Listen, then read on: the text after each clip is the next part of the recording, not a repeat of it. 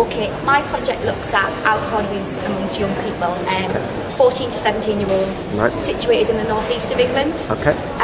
It's a qualitative piece of work predominantly, but it does use mixed methods. There's 3 main stages. I'm doing a systematic literature review about the commercial world of alcohol, so product, promotion, price, place, and kind of situating that within a narrative review of wider factors to do with a young person's drinking habits and behaviours.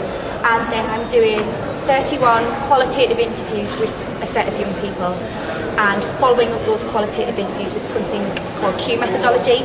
I don't know how far you want me to go into explaining Q methodology. Give us a background if you like. Brilliant. Basically, it has roots in psychology, and it's supposed to be a true bridge between qualitative and quantitative analysis.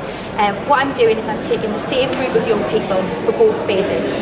I'm analysing their qualitative interviews as a standalone phase, but what I'm also going to do is take those interviews and pick out really subjective statements about their alcohol practices. So things like, I might drink vodka because it's clear and I can hide it in a water bottle, or I might drink cider because it's only £1.95, just to give you a really rough example. And I'm going to take those statements and get each young person to prioritise those as what's most important to least important, and it's on a big grid, so it's like a bell-shaped curve grid. Yep. The main difference between that and social surveys is that it's relational. Yep. Okay, so they have to make choices. It's self-referenced. They have to sit and make a decision. And what I'm going to do is factor analyse those and see if there's any shared opinions that cluster together, basically, and see if the 2 phases can correlate. Okay. I mean, you've got some quotes of this type. Do you want to maybe read out a couple of quotes that you think are particularly pertinent? Yes. What I did on the poster was just pick out a storyboard because they're really, really preliminary findings. Okay. So, for instance, if we think, I'll pick the first 2 because they're both related to price, so it means I can make a parallel. The first quote is, "We hardly ever drink vodka. It's about £5 for a little bottle about that big." And like that. Yeah. You can get 3 litres of cider for £3.19. That's good. Okay. So what this young person is doing is it's making what you would perceive to be quite a rational choice in terms of price, but there are obviously far more layers to it than that.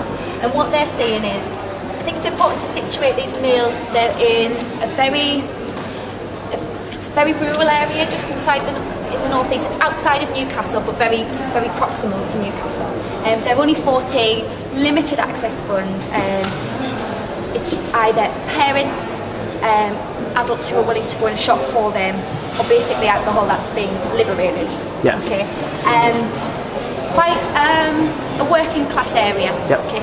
But then what you also have is you have this sort of element which is coming out as a really, really emerging theme in the data, and what this young girl is saying is that if there's loads of we're sharing the alcohol, then it's never a lot of money that we have to put in. It's not in the quote, but she said about £5 in any particular drinking occasion. Yeah. Sometimes it might kick off a bit if some people have not put any money and they're still having a drink. And what this is coming out a lot in the data about this whole concept of transactions, financial transactions, and what is an appropriate financial transaction. Yeah. Okay. Groups of young people sharing alcohol, each putting it in sort of like a kitty, okay, and each taking the same proportion of alcohol. And I want to explore that a little bit further about what the rules to that, do people have financial rules that they play to? The obvious audience is the academic audience, and I won't go into that too much, but I think one of the principal audiences, it could be perceived to be very policy driven in time. There are key policy elements, things like youth policy, implications for youth policy, and implications for alcohol policy, and implications for those 2 things together.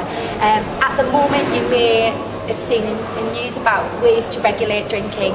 A lot of those ways are via economic methods, so things like minimum pricing, okay, blanket price increases, tax, promotions, and Scotland is at the moment a little bit more progressive in some respects by trying to have a look at putting that through policymakers.